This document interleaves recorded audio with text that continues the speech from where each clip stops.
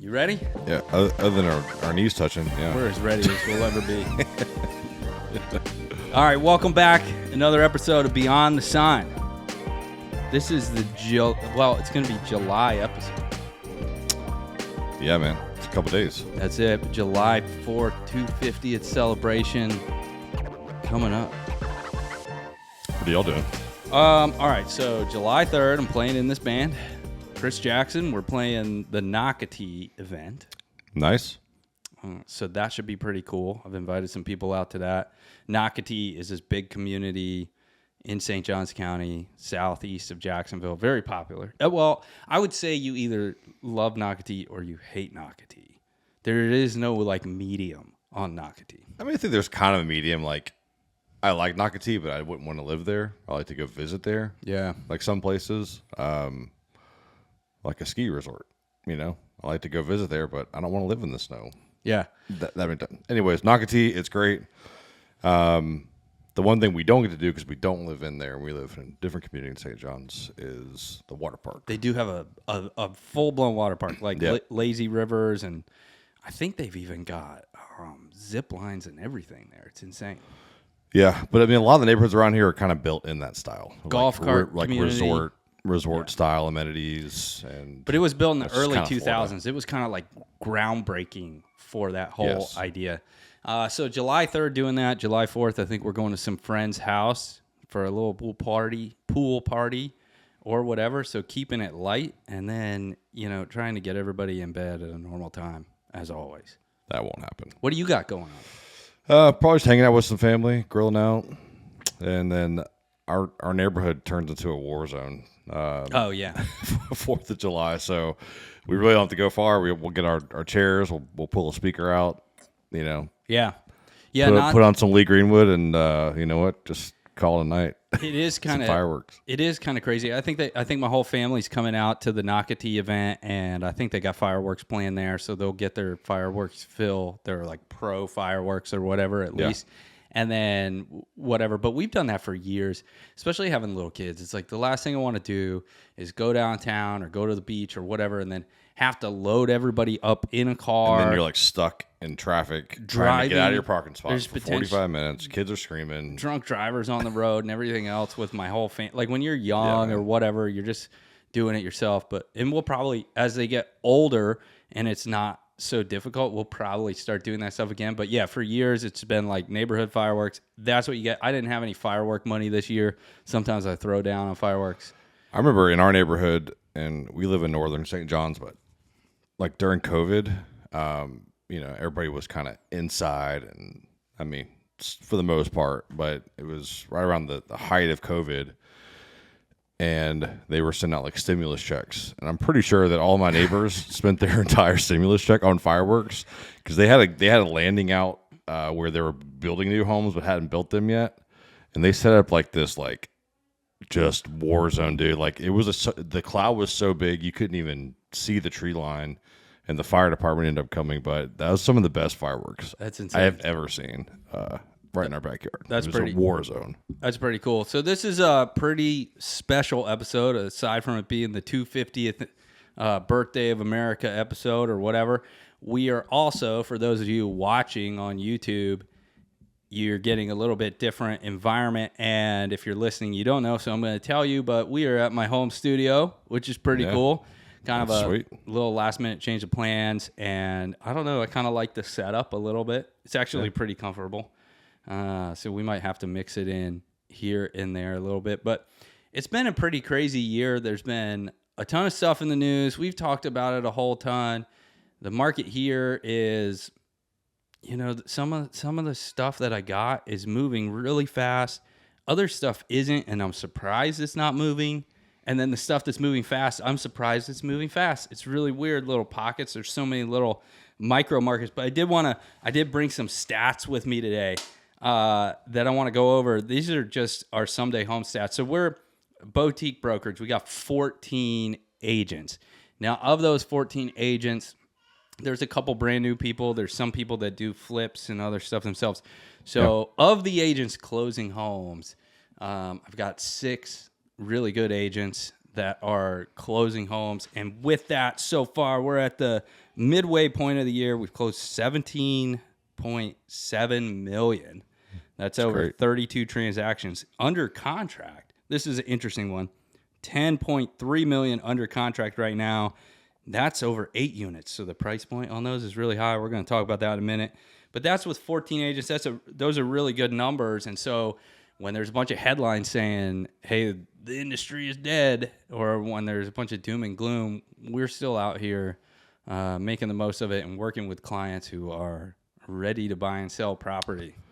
Yeah, I mean, I just had a client that was like, "Hey, well, we gotta sell our home first before we buy a new one," and within, I don't know, 5 hours of being in the market, they had an offer, and they have another showing tonight. So, I think you can kind of read the news just like a lot of things. I think it maybe not on the bigger scale as the U.S. is, but when it's sort of like what you see in the news is not always what the reality is, and they're trying to paint a certain picture of what they want you to believe for whatever their gain may be out of it, right? Yeah. People even said like, hey, we came to the U.S. for the World Cup, which has been awesome, and really excited to watch the U.S. on Wednesday. But so we came here and they told us how bad America was, and it's been incredible. Yeah. The people here have been so nice. And I think it's kind of that can be that way in real estate in a sense where it's like you just think it's so doom and gloom, but there are some really great deals out there. There's still really great opportunity out there for you to be able to take advantage of. And these folks, if you list it right and you price it right and you listen to the experts like Nate, then if you do all those things, you could have put yourself in the best position to have that move pretty quick. The biggest phenomenon that I just struggle to understand is sellers wanting to overprice their home every single time and just not really capturing the idea of how important pricing is. I've sold hundreds of homes collectively with the brokerage. I mean, we've sold, it could be close to 1,000 homes probably between us all. Yeah. And so we've learned a lot about how to have this conversation, about how to kind of explain it to people. And no matter what I explain to them, people still just want to list their house high. And they operate out of this fear. I don't want to leave money on the table. But pricing your home high is the best way to leave money on the table. And so in a short example, if I come in and I say, hey, this is your price. This price is based on the economics of what's happening nationally, the economics of what's happening in Jacksonville, the microeconomics of what's happening in your neighborhood.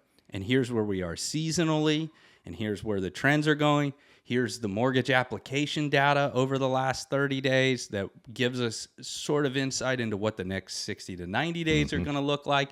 And I can share all that stuff. This is the number that's going to get people knocking on your door.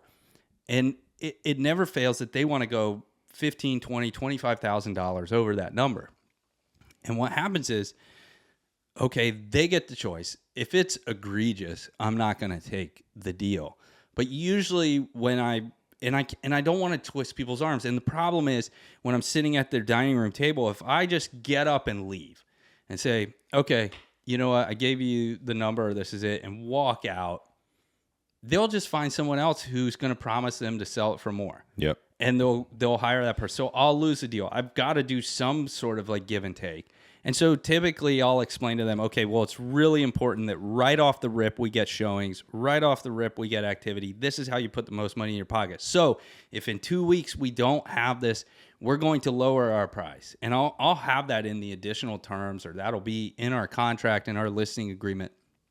But even still, when we come to that, they only want to drop it like $2,000 or $3,000, which working with a buyer, that doesn't change their monthly payment at all. So it's not enticing. And you try to explain that all up front. And that's all we can do is put it up front so that when the exact situation that we're afraid of plays out, it's like, hey, and now you also can't go to your clients and be like, told you so. You're just kind of like, hey, guys, that's why it was really important when I explained this.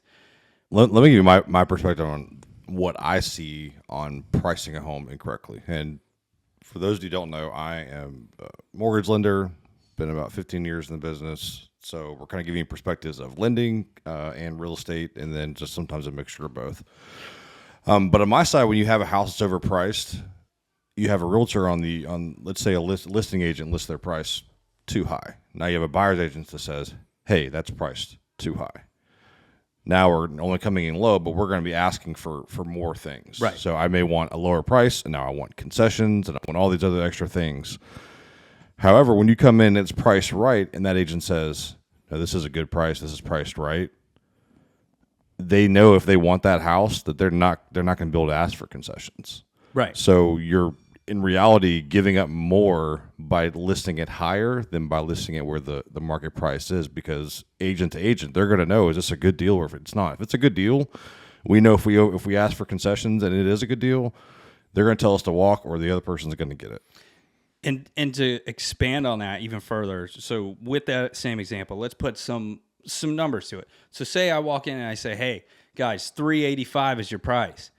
And they want to go $415, $410. And I explain to them, well, here's your comps. Here's why I'm at this number. But I'm giving you the data. At the end of the day, you get to make the decision. As long as if we sit on the market, we're going to lower the price. Yeah, we agree to that. But we need to test the market. We need to try. We need to see because we're afraid. My number of 385 is designed so that on the very first weekend, we have 10, 15 people in the door. Yep. Potentially we have multiple offers. It could get bid up, but even if we don't, we just get that one offer. It's most likely going to be somebody who understands, okay, wow, I got a deal here. This is great. And they're going to write that 385 full price, and they're probably not going to ask for closing cost incentives. Or even if they do, our negotiating leverage as a seller is to turn around and say, hey, listen, it's only been on the market one day. We're not going to take it off the market and pay closing costs when we haven't had an opportunity for more people to see it. So that's your negotiating leverage. What happens is if they go at 415 and it's crickets and nobody comes, or people come and they say it's overpriced, now at day 15 we lower it down to 4. And then what does the buyer say? My buyer then goes, okay, what's wrong with this house? Yes. Why is it not selling? Why did they have to reduce the price? Is there something wrong with the roof? Is there something wrong with this or that? Now you've planted all these seeds of doubt that maybe you didn't have before. If you just price it at the right point. People come to me all the time, well, this one dropped. We're just going to wait a little bit longer. It might drop further. That's or right. There's something wrong with it. I mean, those are the conversations that I have on my end when they see price drop, or days on market, 180 days. Right. Or now we're 50, 60 days on market by the time we get to that 385. And then now we get an offer, and we just paid 2 more months of mortgage payments. So that's another $3,000 to $5,000 out the window. And then we finally get that offer, and it's not a 385, it's a 375, and they're asking for closing costs. But the seller finds themselves in a situation where, like, this is all I don't want have. to wait another 60 days for someone else to come by, so I guess we'll just do it. So it's the quickest way to lose money. Yep. It's just Really overpricing the home. And I don't even know how we really got down that avenue. But in the lending side and in the listing, I mean, it's something that I experience repeatedly over and over. And real estate's very seasonal. Listen, the homes that close, for the most, do you know what month? You probably know what month it is. What month do the most homes close in? Historically, the highest price that a seller is getting for their home. At what month? Yeah.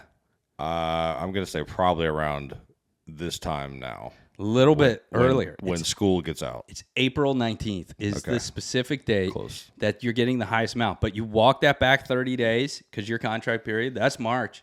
And that means the homes that were on the market January and February are getting the most. So from that point, now it keeps under contracts keep pending up, but price point kind of levels out by April and starts trending down. So you start getting a lot more price reductions this time of year. And then you peak inventory is in this time of year, because what happens is there's a bunch of sellers that are, well, I'm going to see what it does. They see everybody getting money in April, so they list now. And so then inventory shoots up, and then price productions like goes through the chart from like July through December. And that's every single normal year of real estate that happens. So if you're kind of looking, we're past the halfway point of the year, this is where as a buyer, you have some really great opportunities, because a lot of the sellers are frustrated, discouraged. They want their home to sell. They're making price reductions. They're willing to give concessions. And if you want to try to get into a different school zone or whatever it is for your kids, I mean, this is the time now to do it before we get too much closer to August. There's a weird little season, like it's so busy in spring. It stops when school starts. When school ends, it really slows down and drops off. And now we're in this short window until school starts again where there's a lot of activity happening. I just sold another house over the weekend. You've got deals going. So it doesn't stop. It doesn't mean like if the time's right for you, go after it. And we're not giving like time the market advice.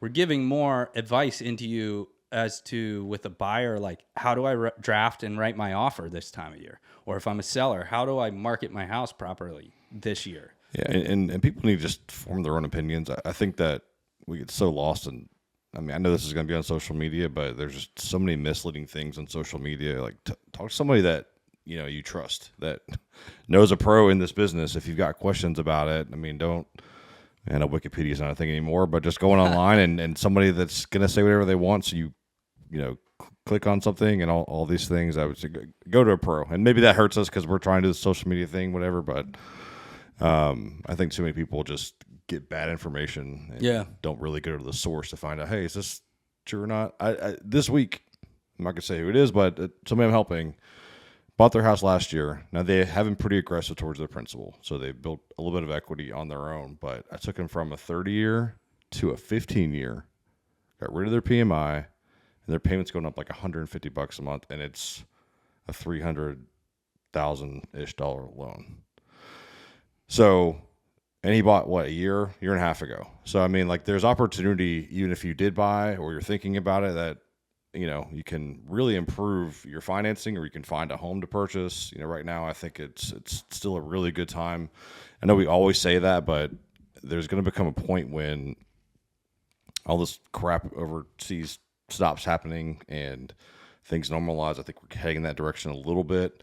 We saw the market improve a little bit last week because of it, but when we do, it's going to be game on. I think people are going to be full force ahead, and you're going to miss a lot of opportunity. And we say that a lot, but it's so true.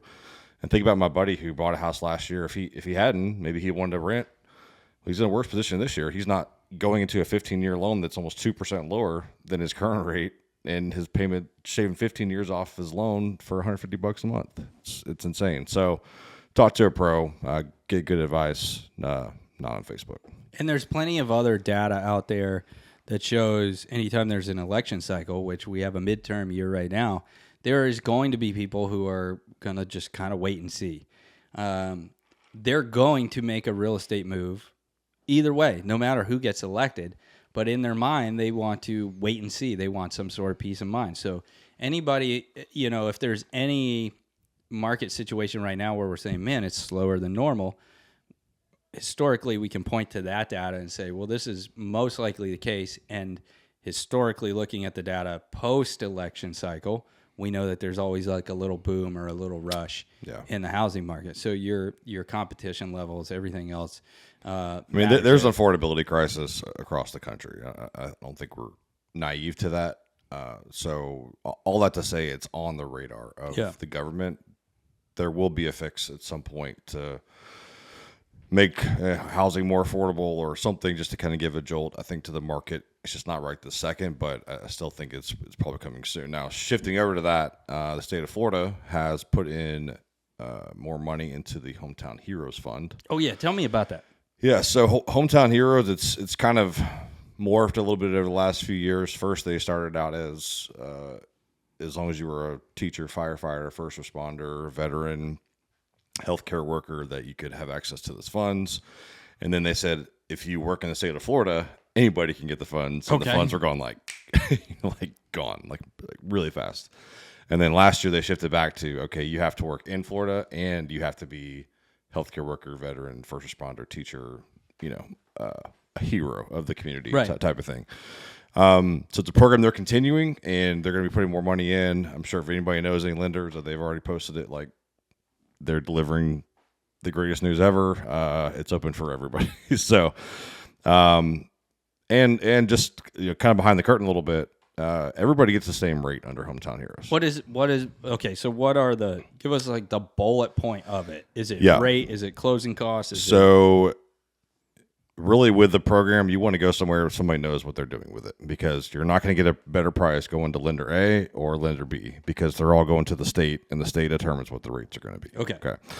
Number two, you can get the lesser of 5% or 35,000. So, I mean, most folks, if you're buying around $500,000, I mean, you're not going to eclipse that 35,000 point, but 35,000 would be the max. Now, it is a zero interest loan, so it's not a loan that is forgivable. Okay. So what they do is they put it onto the back end of your loan. It's like we'll call a silent second. So it's just kind of hovering there. And if you ever move from the home, or if you ever sell the home, then that money has to be paid in full. So it's kind of a deferment. You don't have any payment on it. You don't have any interest on it. So that's great, but you do have to eventually. When does the payment kick in?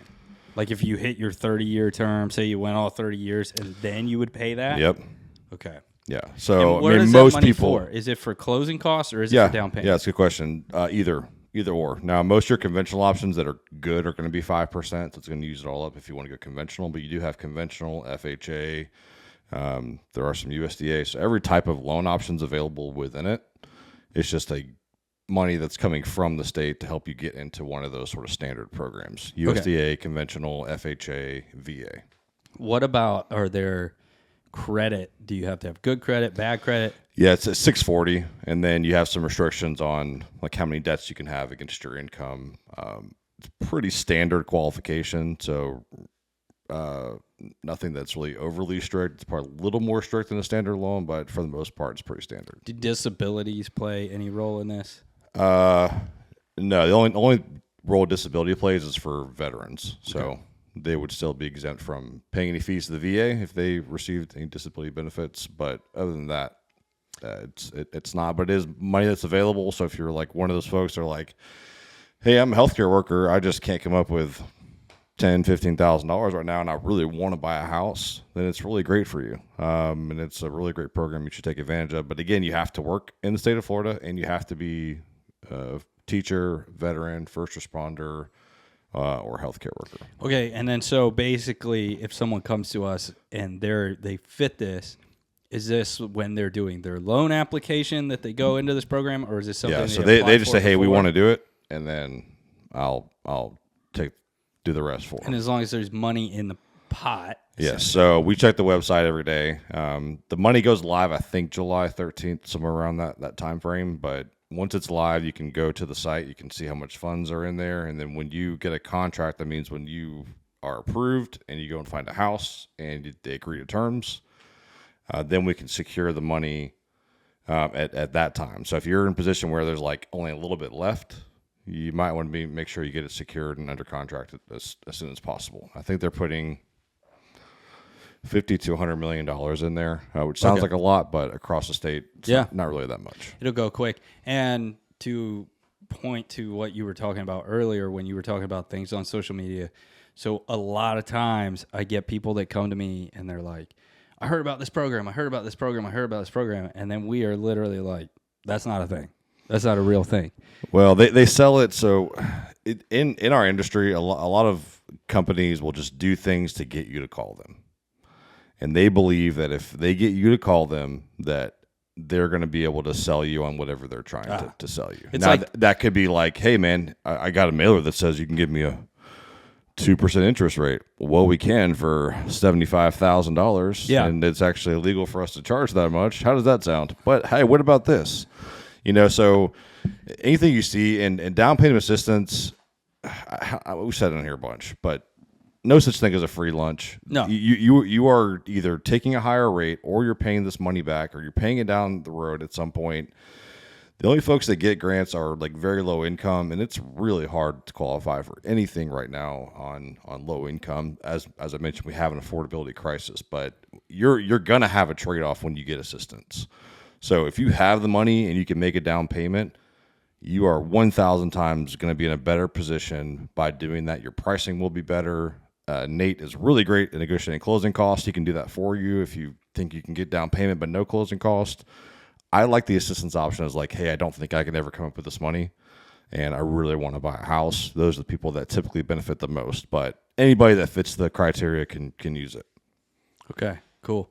Yeah, it's kind of like that. Reminds me, you talk about those ads. Reminds me how I get all the stuff all the time, or the car dealership calls me and they're like, "Hey, we want to buy your car warranty." No, the people that they want to buy my car, and then Oh, yeah. if you reach out and you're like, "Yeah, buy my car," they're like, "Oh, you got to bring it in," and when you bring it in, then they're like, "Well, we'll buy it if you buy this new car." Like, oh, so you just want me to trade in my car, but you're claiming you're going to buy it, so it's not.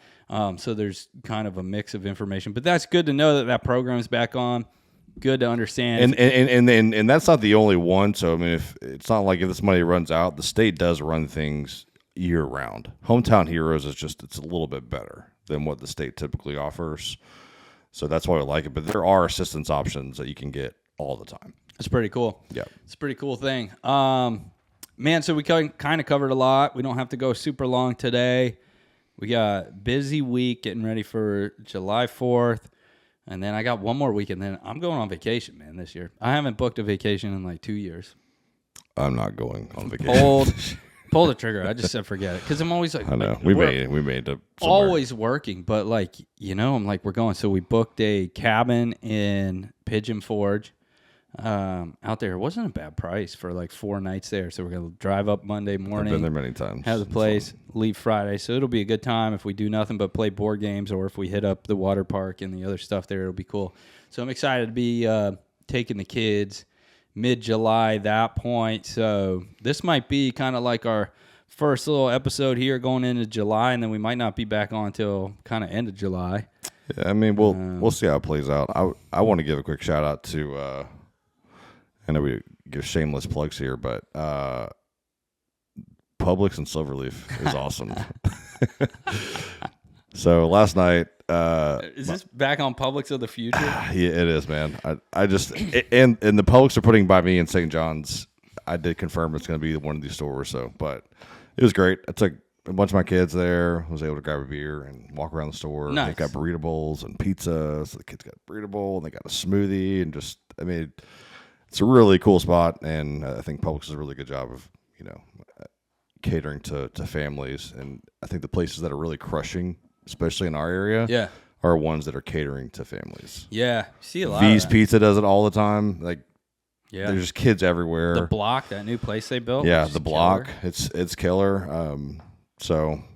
We can give our kind of local place shout outs, to time to time on here, just in case anybody is coming to look at houses. We're like, hey, here's our recommendation of places we like. But I know that's Publix is sort of local, but it's a really great store. No, I like that, and to hammer on that, and I make fun of these people all the time. But this group of people that are like, there's nothing to do in Jacksonville. And what I find, they're just single people that are like 35 and 40 years old and want to go to the bar and play putt-putt. And they haven't really experienced life at all. And you're like, well, what do you want? And all they do is reference like Austin, Texas, or Nashville, which is, there's what do you do there? There's a street with bars on either side and there's no beach. So I don't know. We got tons to do here. Like Shauna just took the kids to Sunshine Park, the park at Jack's Beach. Another place we love. Which, by the way, July 11th coming up that's a Saturday. That is our Someday Homes real estate family cookout that we do every year, which is a pretty cool event. So if you're listening and you want to come to that. There's another shout out. But Sunshine Park is great. They got a little splash pad. They got sports field, skate park. All of the. It used to be like when I lived in Jack's Beach. It was like a big wooden, like pirate ship themed, and like your kid would come out like I got splinters. Yeah, and then they returfed the whole thing and put like super nice equipment. It's really nice. Like one of the nicest parks we have in Jacksonville. It's a little bit hot. I mean, 102 degrees outside. This week is just insane. I can't breathe outside, but when it does cool down to early in the morning or later in the evenings before it gets dark, I mean, Sunshine Park is.